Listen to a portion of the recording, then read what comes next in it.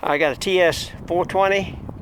We're going to start it up for you. It's got a diamond cut blade on it. You can see in the sunlight, you can see the little diamond sparkling. We're going to start it up for you.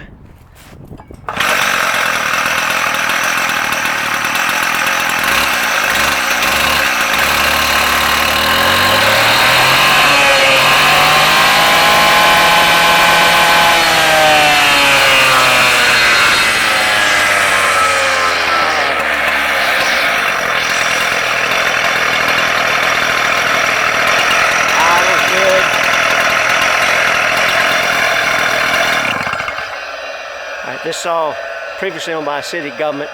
Like I said, there's a little crack in the housing right there. It's not going to hurt anything, but I just want to show you that.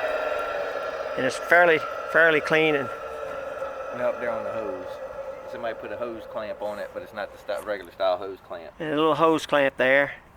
So, but other than that, starts good, runs good.